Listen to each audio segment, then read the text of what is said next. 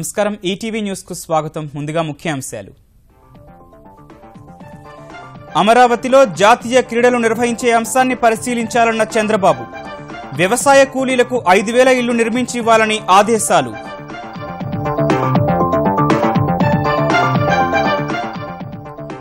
ధాన్యం సేకరణలో ఖర్చుకు వెనకాడవద్దని అధికారులకు కేసీఆర్ స్పష్టీకరణ. రైతులకు బకాయిలు తక్షణమే చెల్లించాలని సమీక్షా సమావేశంలో సూచన.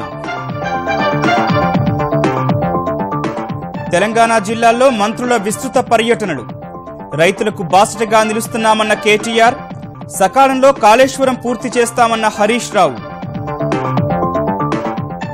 ఆంధ్రప్రదేశ్లో పాఠశాలలు ప్రారంభమైన రోజునే విద్యార్థులకు ఉచిత పుస్తకాలు పంపిణీకి ఏర్పాట్లు పూర్తి చేసినట్టు వెల్లడించిన మంత్రి గంటా. దండు మైలారం భూములపై ఆరోపణలు తోసిపుచ్చిన కేకే. మియాపూర్ సహా అక్రమ రిజిస్ట్రేషన్లపై సీబీఐ దర్యాప్తు జరిపించాలని టీపీసీసీ డిమాండ్.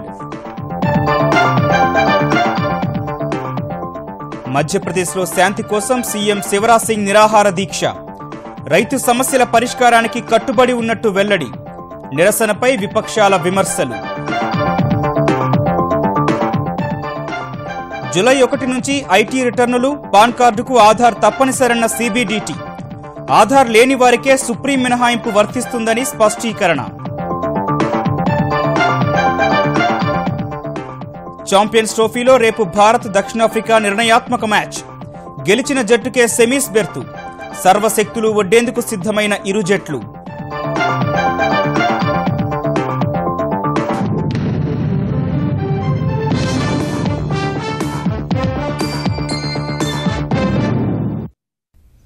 అమరావతి పరిధిలో జాతీయ క్రీడల నిర్వహణ సాధ్యాసాధ్యాలను పరిశీలించాలని ముఖ్యమంత్రి చంద్రబాబు సిఆర్డీఏ అధికారులను ఆదేశించారు.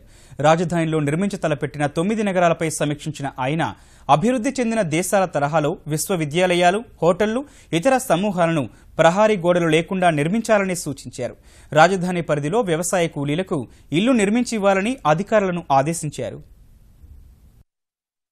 రాజధాని అమరావతి పరిధిలో 9 నగరాల నిర్మాణంతో పాటు ఆర్థిక కార్యకలాపాలపై ప్రభుత్వం దృష్టి సారించింది. రహదారులు, ప్రభుత్వ పరిపాలనా నగరం, క్రీడా, విద్యా నగరాల నిర్మాణ పురోగతిపై తన నివాసంలో 3.5 గంటల పాటు ఉన్నత స్థాయి సమీక్ష నిర్వహించిన ముఖ్యమంత్రి చంద్రబాబు పలు సంస్థల ప్రతినిధులతో చర్చలు జరిపారు. ఒప్పందాలు కుదుర్చుకున్న విట్, అమృత, ఎస్ఆర్ఎం సహా పలు వర్సిటీలు కార్యకలాపాలు ప్రారంభించడంపై బాబు ఆరా తీయగా జూలై, ఆగస్టు నాటికి తొలి ఏడాది కోర్సులు ప్రారంభించేందుకు సిద్ధమైనట్లు విట్, ఎస్ఆర్ఎం ప్రతినిధులు తెలిపారు. అమృతమయి, ఇండియూకే సంస్థల ప్రతినిధులు వచ్చే ఏడాది నాటికి సిద్ధమవుతామని ముఖ్యమంత్రికి తెలిపారు. విశ్వవిద్యాలయాలు సహా రాజధానిలో నిర్మించే భవనాలకు ప్రహరీ గోడలు లేకుండా ఏర్పాటు చేసే అంశాన్ని పరిశీలించాలని సూచించిన చంద్రబాబు తద్వారా ప్రజలు తేలికగా ఆయా సంస్థల సేవలను వినియోగించుకునేందుకు దోహదపడుతుందని తెలిపారు. రాజధానిలో ఆర్థిక కార్యకలాపాలు సహా ఆర్థిక, క్రీడా నగరాలపై మెకెన్సీ ప్రతినిధులు ప్రెజెంటేషన్ ఇవ్వగా తదుపరి సమావేశంలో తుది నిర్ణయం తీసుకుంటామని సమావేశం తర్వాత మంత్రి నారాయణ చెప్పారు.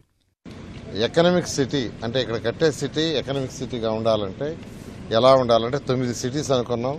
ఈ సిటీస్లో ఈచ్ సిటీలో ఎలా యాక్టివిటీస్ ఉండాలనే దాని మీద మెకన్సీ వాళ్ళు ప్రజెంటేషన్ ఇచ్చారు. అదేవిధంగా స్పోర్ట్స్ సిటీని ఎలా డెవలప్ చేయాలి, నేషనల్ గేమ్స్ని మనం ఇక్కడ తీసుకురావచ్చా లేదా దాన్ని పర్సూ చేయమని ఈరోజు సీఎం గారు ఇన్స్ట్రక్షన్ జరిగింది. అదేవిధంగా నెక్స్ట్ డిస్కషన్లో కొండవీటి వాగు, పాలవాగు ఈ రెండింటిని ఫైనలైజ్ చేసి టెండర్ పోయేటట్టుగా ముందు జరుగుతుంది.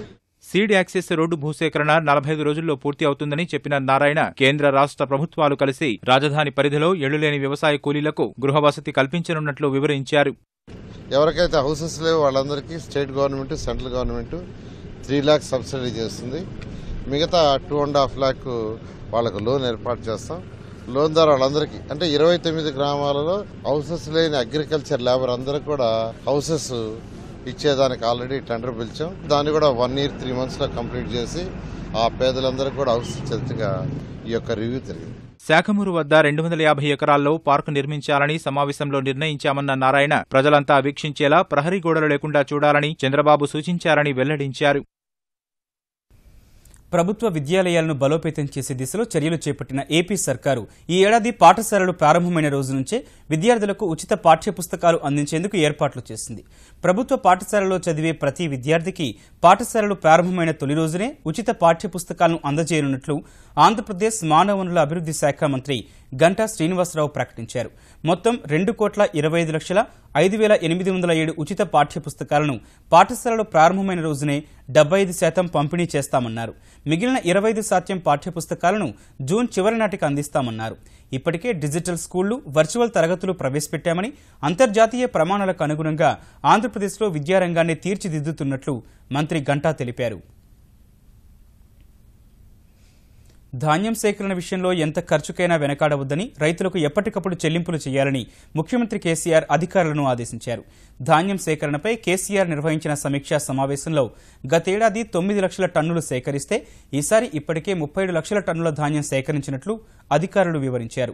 మరో 2 లక్షల టన్నుల ధాన్యం కొనుగోలు కేంద్రాలకు వచ్చే అవకాశం ఉందని తెలిపారు. ఇప్పటి వరకు సేకరించిన 37 లక్షల టన్నుల ధాన్యానికి 5,300 కోట్ల రూపాయలు చెల్లించాల్సి ఉండగా 4,000 కోట్ల రూపాయల చెల్లింపులు చేసినట్లు అధికారులు చెప్పారు. అయితే నిధులకు కొరత లేదని, ఎలాంటి జాప్యం లేకుండా రైతులకు చెల్లింపులు జరగాలని కేసీఆర్ సూచించారు. భారత ఆహార సంస్థ FCI నుంచి రావాల్సిన బకాయిలు అందే వరకు చూడకుండా రైతులకు ఇంకా చెల్లించాల్సిన 1,000 కోట్ల రూపాయలను తక్షణమే ఇచ్చేయాలని కేసీఆర్ ఆదేశించారు. కాంగ్రెస్ హయాంలో నిర్లక్ష్యానికి గురైన రైతులకు తెరాస ప్రభుత్వం బాస్టగా నిలుస్తోందని తెలంగాణ ఐటీ పురపాలక శాఖ మంత్రి కేటీఆర్ అన్నారు. ఆదిలాబాద్ జిల్లా ఉట్నూరులో మాజీ ఎంపీ రమేష్ రాథోడ్ కుమారుడి పెళ్లికి హాజరైన ఆయన ఆదిలాబాద్, బెల్లంపల్లి పట్టణాల్లో సుడిగాలి పర్యటన చేశారు.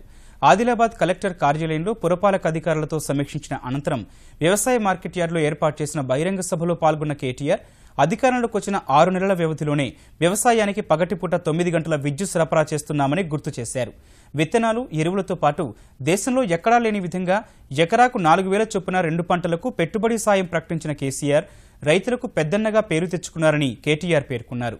సాగునీరు, తాగునీరు, సంక్షేమ రంగాలకు పెద్దపీట వేస్తున్నట్లు వివరించిన కేటీఆర్ ఆదిలాబాద్ ఆర్మూరు రైల్వే మార్గాన్ని పూర్తి చేయించే బాధ్యత తీసుకుంటున్నట్లు వివరించారు.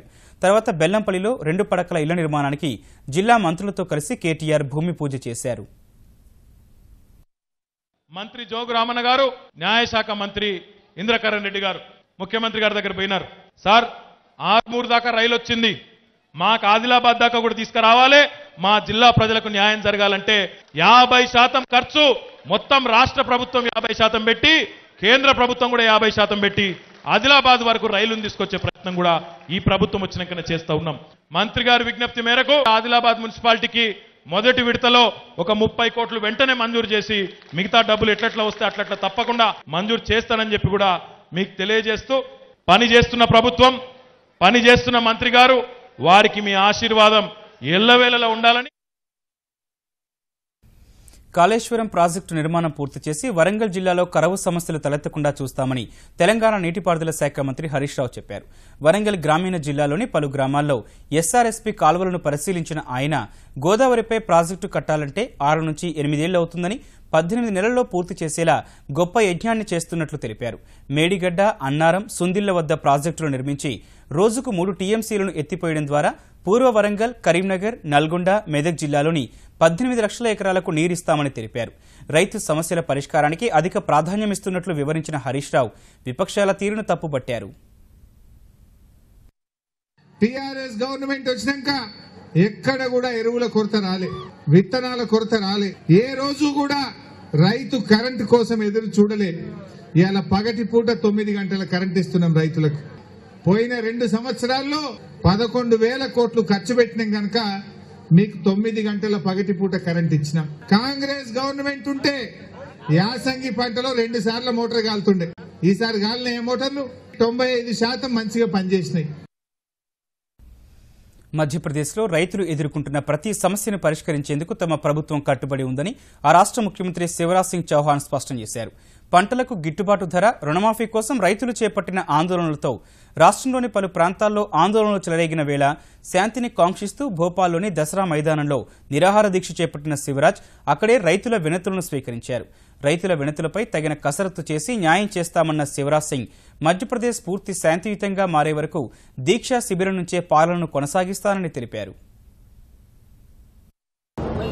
जब से यहाँ से उठ के गया हूँ तब से मिलने का सिलसिला लगातार जारी था। कई सुझाव आए हैं, कई समस्याएं बताई है। कुछ ऐसी है जिस पर पहले से हमने कुछ काम किए, कुछ ऐसी है जिस पर गंभीरता से विचार करके हमको निर्णय लेना है। हमने हर समस्या को गंभीरतापूर्वक लिया है, चाहे वो छोटी हो चाहे वो बड़ी हो। हम उस पर मनन करेंगे, बैठेंगे, वर्कआउट करेंगे और किसानों के हित में जो भी आवश्यक फैसले हो जो किए जा सकते हैं वो जरूर किए जाएंगे। लेकिन मेरा जो उपवास शांति बहाली के लिए भी है, उपवास जारी रहेगा जब तक मैं आश्वस्त नहीं हो जाता। मध्य प्रदेश पूरी तरह से अब शांत है। చౌహాన్ నిరాహార దీక్షపై విపక్షాలు మండిపడ్డాయి. రైతుల పట్ల ముఖ్యమంత్రి కపట ప్రేమ ప్రదర్శిస్తున్నారంటూ కాంగ్రెస్, జేడీయూ విమర్శించగా ఎన్డీఏ మిత్రపక్షమైన శివసేన కూడా గొంతు కలిపింది. రాజధాని భోపాల్లో దీక్ష చేసే బదులు మందసౌర్ వెళ్లి రైతులను కలిసి వారి సమస్యలు తెలుసుకుంటే బాగుండేదని కాంగ్రెస్ అధికార ప్రతినిధి రణ్దీప్ సూర్జేవాలా అన్నారు. మరోవైపు ప్రజల సమస్యలు పరిష్కరించాల్సిన ముఖ్యమంత్రే దీక్ష చేస్తే బాధితులు ఎవరి వద్దకు వెళ్లాలని జేడీయూ అగ్రనేత శరద్ యాదవ్ ప్రశ్నించారు. क्यों भारतीय जनता पार्टी और क्यों शिवराज सिंह चौहान जी झूठी हठ धर्मिता पर आज भी डटे हैं? क्यों कत्ल के मुकदमे दर्ज नहीं हुए किसानों की नृशंस और निर्मम हत्याओं के? क्यों आलू, प्याज, सोयाबीन और गेहूं पैदा करने वाले मध्य प्रदेश के किसान को फसल की उचित कीमत नहीं मिल रही? क्यों किसानों पर पूरे प्रदेश में झूठे मुकदमे दर्ज करवाए जा रहे हैं? मोदी सरकार और शिवराज सिंह चौहान सरकार के अहंकार की सीमा अब सर चढ़कर बोल रही है और निर्णायक संघर्ष होगा और किसानों की जीत होगी। तो मुख्यमंत्री का काम है कि उस चीज से भूख हड़ताल कर रहे हैं। मैं तो एक तो ये मानता हूँ कि अपोजिशन का काम है। हाँ, महात्मा जी और मुरारजी भाई की भूख हड़ताल तो मुझे समझ आती है, लेकिन सरकार और सरकार के हाथ में ताकत देने के बाद किस बात के लिए भूखे बैठे? भाई, समस्याओं का समाधान करो। రంగారెడ్డి జిల్లా ఇబ్రహీంపట్నం దండు మైలారంలోని సర్వే నెంబర్ 36లో ఉన్న 38 ఎకరాల భూమి సక్రమమైందేనని, దీనిలో ఎలాంటి అక్రమాలు లేవని తెరాస ఎంపీ కె కేశవరావు అన్నారు. భూముల రిజిస్ట్రేషన్కు సంబంధించి తన కుటుంబంపై వచ్చిన ఆరోపణలకు వివరణ ఇచ్చిన ఆయన సర్వే నెంబర్ 36లో ఉన్న ప్రైవేటు భూమినే తన కూతురు, ఇతర కుటుంబ సభ్యులు కొనుగోలు చేశారని చెప్పారు. అక్కడ అటవీ భూములున్నాయంటూ సబ్ రిజిస్ట్రార్ అభ్యంతరాలు లేవనెత్తితే హైకోర్టుకు వెళ్లి రిజిస్ట్రేషన్ చేయించుకున్నానని వివరించారు. ప్రభుత్వంలోని సంబంధిత విభాగాల అభిప్రాయం తీసుకున్న తర్వాతే భూమిని కొనుగోలు చేసినట్లు వెల్లడించారు. ప్రస్తుతం ఆ భూములకు సంబంధించి రిజిస్ట్రేషన్ చేసిన సబ్ రిజిస్ట్రార్ను సస్పెండ్ చేయడం అధికారుల తప్పిదమవుతుందని వ్యాఖ్యానించారు. అది కోర్టు ఆదేశాలను ధిక్కరించడమేనని పేర్కొన్న కేకే ఈ విషయంలో ముఖ్యమంత్రికి లేఖ రాస్తానని, అవసరమైతే మరోసారి కోర్టుకు వెళ్తానని స్పష్టం చేశారు. లోయర్ కోర్ట్, హైకోర్ట్, సుప్రీంకోర్టు ఈ భూములు గవర్నమెంట్ కావు, ఇది ప్రైవేట్ భూములు చెప్పింది. దాని తర్వాత special chief secretary revenue and commissioner of land administration ఇది క్లియర్ అని చెప్పిండ్రు. దాని తర్వాత లా డిపార్ట్మెంట్ కూడా క్లియర్ అని చెప్పిండ్రు. దాని తర్వాత కలెక్టర్ క్లియర్ అని చెప్పిండ్రు. అంత ఉండి నాకు పూర్తి కొనుక్కొని డిసైడ్ కొనుక్కున్నా రిజిస్ట్రేషన్ పోయినా, రిజిస్ట్రేషన్ లేట్ చేస్తే కోర్టుకి వెళ్ళినా డైరెక్షన్ ఇవ్వని, కోర్టు డైరెక్షన్ ఇచ్చింది, చెప్పించింది. దీన్ని ఎవ్వరు ఛాలెంజ్ అని రిక్వెస్ట్ చేస్తున్నారు. గవర్నమెంట్ కోర్టు కూడా లెటర్ అయిపోతున్నాడు. గవర్నమెంట్ డైరెక్షన్ రాంగ్ కూడా దాన్ని తప్పు బట్టి మీరేదో సబ్ రిజిస్ట్రార్ మీద యాక్షన్ తీసుకున్నారట, అది నిజమే అవుతే దాని విత్డ్రా ఇమీడియట్లీ చేసుకోండి. హైదరాబాద్ చుట్టుపక్కల విలువైన భూములు కుంభకోణాల్లో చిక్కుకున్నాయని ఆరోపించిన కాంగ్రెస్ పార్టీ ఈ వ్యవహారంపై సీబీఐ విచారణ జరిపించాలని మరోసారి డిమాండ్ చేసింది. భూ కుంభకోణాల్లో కేకే కుమార్తె సహా నమస్తే తెలంగాణ దామోదర్రావు, సీఎం పేషీలో పనిచేసే జాన్ వెస్లీపైన అనేక ఆరోపణలు వస్తున్నాయన్న కాంగ్రెస్ నేతలు కబ్జాకు గురైన భూములను స్వాధీనం చేసుకుని పేదలకు 2 పడక్కగదుల ఇళ్లు నిర్మించాలని సూచించారు. మియాపూర్లో ఆక్రమణకు గురైన భూముల్లో మొక్కలు నాటిన ఆ పార్టీ నేతలు ప్రభుత్వ భూములను అక్రమంగా రిజిస్ట్రేషన్ చేయించుకున్న వారిపై క్రిమినల్ కేసులు నమోదు చేయాలని డిమాండ్ చేశారు. వీళ్ళ ముఖ్యమంత్రి సాక్షీలతను రుజువు చేసుకోవాలి. కేటీఆర్ గారు ఏదైతున్నదో ఇదేదో మా కింది స్థాయి అధికారులు తప్పు చేస్తే కేసు ఉండొచ్చు, మీ వాళ్ళని ఏం ఉపేక్షించో చర్యలు తీసుకుంటాం. ఏం నాయనా నీ కనుసైగలు లేదే నీ కింది స్థాయి అధికారి ఈ స్కామ్ లో భాగస్వామైనాడే? మీరు ఎన్ని కప్పిపుచ్చుకుందాం అనుకున్నా గానీ ఏది కప్పిపుచ్చబడదు. ల్యాండ్ స్కామ్ వెలికి రావాలంటే సిబిఐ విచారణ మాత్రమే ఏకైక పరిష్కార మార్గం. లేకుంటే వీళ్ళ ముఖ్యమంత్రి గారు తను ఈ స్కామ్ ఊపిలో పూర్వపోయి తన ప్రభుత్వం కుప్పకూలడం అనేది తప్పనిసరి అని చెప్పి మేము పేర్కొంటున్నాం చెప్పంటున్నాం. మియాపూర్ భూ కుంభకోణం దేశంలోని అతిపెద్దదని కేంద్ర మంత్రి బండారు దత్తాత్రేయ అన్నారు. కాందిశీకులకు చెందిన మియాపూర్ భూముల విలువ 15,000 కోట్ల రూపాయలకు పైగా ఉంటుందన్న ఆయన దళితులకు 3 ఎకరాలు 2 పడకగదుల కోసం భూమి దొరకని పరిస్థితుల్లో రియల్ ఎస్టేట్ కబ్జాలకు భూమి ఎలా లభిస్తుందో చెప్పాలని తెలంగాణ ప్రభుత్వాన్ని డిమాండ్ చేశారు. తెలంగాణ రాష్ట్ర ప్రభుత్వం దీన్ని అప్రమత్తంగా ఎవరెవరైతే ఇందులో భాగస్వాములు ఉన్నారో అధికారులు కానీ అనధికారులు కానీ వాళ్ళందరి మీద ప్రభుత్వం సమగ్రమైనటువంటి విచారణ జరిపించాలి. వెంటనే న్యాయ ప్రక్రియకు ముందుకెళ్లాలి. అంతేగాని రిపోర్ట్ల మీద కాలయాపన చేయదు. కేవలము ట్రాన్స్ఫర్లతోటి బదిలీలతోటి కాదు, సస్పెన్షన్లతో కాదు. కర్నూలు నగరంలో పట్టపగల 2 కానిస్టేబుల్ ట్రాఫిక్ హోంగార్డుపై దాడి చేయడం తీవ్ర సంచలనం రేగింది. రాజవిహారి కోడలిలో ట్రాఫిక్ సిగ్నల్ పడిన స్పెషల్ పార్టీ పోలీసులు ద్విచక్ర వాహనం తీయలేదు. అక్కడే ట్రాఫిక్ విధులు నిర్వహిస్తున్న హోంగార్డు హుస్సేన్ వాహనం తాళాలు లాక్కునే ప్రయత్నం చేయగా ఆగ్రహానికి గురైన కానిస్టేబుళ్లు మణికుమార్, మనోజ్ కుమార్ అతనిపై దాడికి దిగారు. అందరూ చూస్తుండగానే ట్రాఫిక్ కు అంతరాయం కలిగిస్తూ దాడి చేయడంతో ఈ ఘటనను సీరియస్ గా తీసుకున్న కర్నూలు జిల్లా ఎస్పీ రవికృష్ణ 2 కానిస్టేబుళ్లను సస్పెండ్ చేశారు.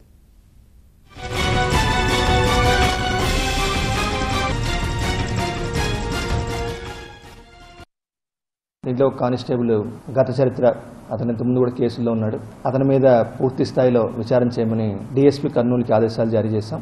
ఆ పూర్తి స్థాయిలో విచారణ తర్వాత ఇంకా కఠినమైన శాఖాపరంగా చర్యలు తీసుకోవడానికి కూడా ప్రయత్నాలు చేస్తున్నాం.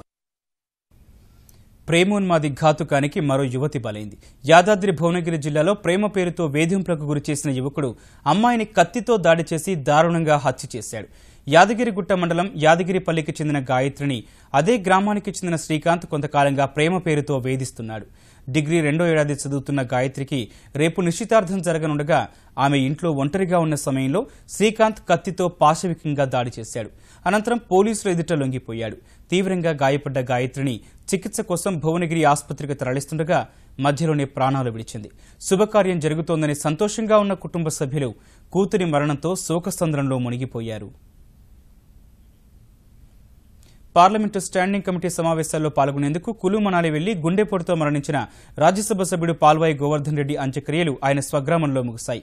ఆయన పార్థివ దేహాన్ని రాత్రి ఢిల్లీ నుంచి హైదరాబాద్లోని స్వగృహానికి చేర్చగా తర్వాత ప్రజలు, కాంగ్రెస్ కార్యకర్తలు, నేతల సందర్శనార్థం గాంధీభవన్లో ఉంచారు.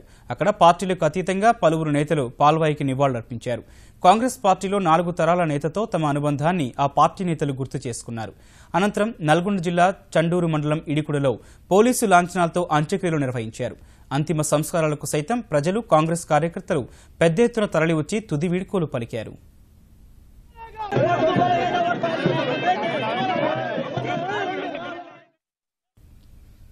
దర్శకరత్న దాసరి నారాయణరావు కడసారి చూపునకు నోచుకోకపోవడం తన జీవితానికి అసంతృప్తిగా మిగిలిందని మెగాస్టార్ చిరంజీవి ఆవేదన వ్యక్తం చేశారు.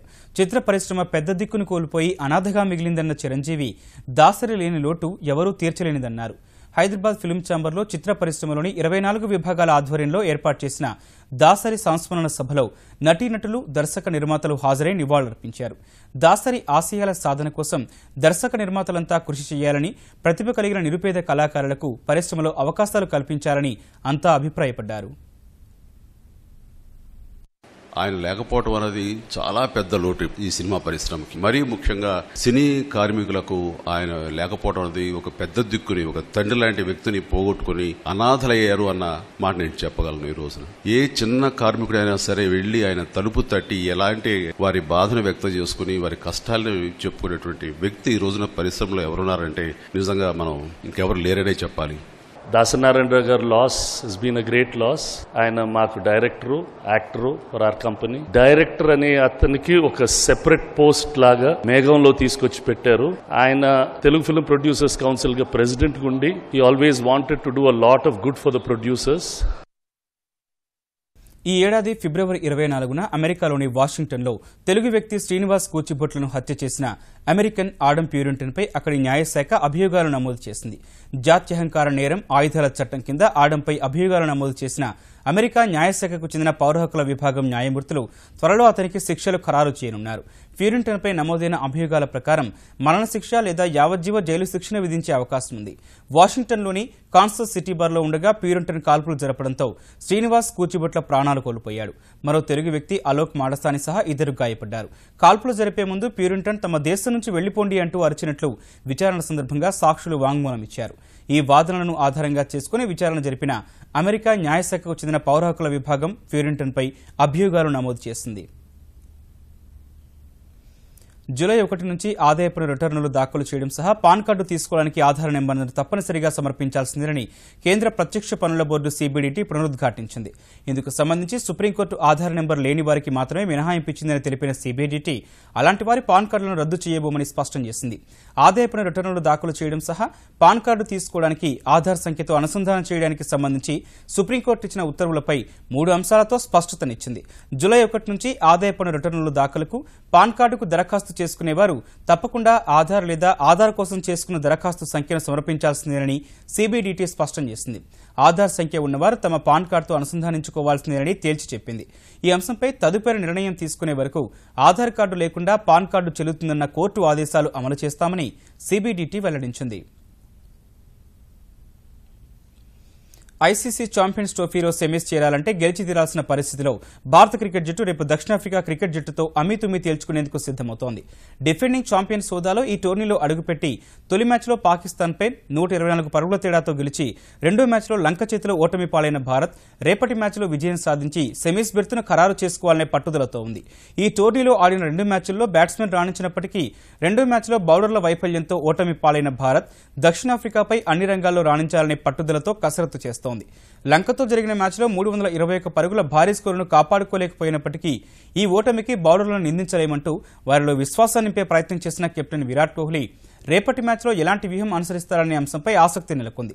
మరోవైపు శ్రీలంకపై గెలిచి పాకిస్తాన్ చేతిలో ఓటమి పాలైన దక్షిణాఫ్రికా భారత్పై గెలుపొందేందుకు పూర్తి స్థాయిలో సన్నద్దమవుతోంది. ముఖ్యాంశాలు మరోసారి. అమరావతిలో జాతీయ క్రీడలు నిర్వహించే అంశాన్ని పరిశీలించాలన్న చంద్రబాబు.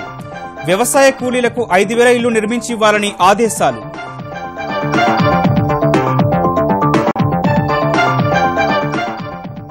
ధాన్యం సేకరణలో ఖర్చుకు వెనకాడవద్దని అధికారులకు కేసీఆర్ స్పష్టీకరణ.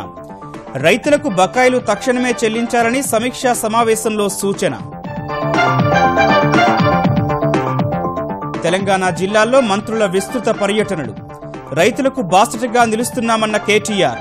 సకాలంలో కాళేశ్వరం పూర్తి చేస్తామన్న హరీష్ రావు.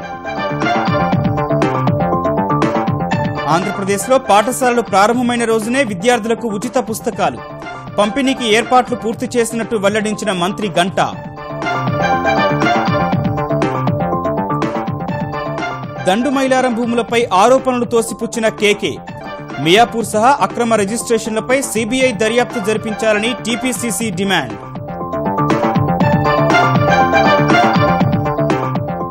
మధ్యప్రదేశ్లో శాంతి కోసం సీఎం శివరాజ్ సింగ్ నిరాహార దీక్ష. రైతు సమస్యల పరిష్కారానికి కట్టుబడి ఉన్నట్టు వెల్లడి. నిరసనపై విపక్షాల విమర్శలు. జూలై 1 నుంచి ఐటీ రిటర్నులు, పాన్ కార్డుకు ఆధార్ తప్పనిసరన్న CBDT. ఆధార్ లేని వారికే సుప్రీం మినహాయింపు వర్తిస్తుందని స్పష్టీకరణ. ఛాంపియన్స్ ట్రోఫీలో రేపు భారత్ దక్షిణాఫ్రికా నిర్ణయాత్మక మ్యాచ్. గెలిచిన జట్టుకే సెమీస్ బెర్త్. సర్వశక్తులు ఒడ్డేందుకు సిద్ధమైన ఇరు జట్లు.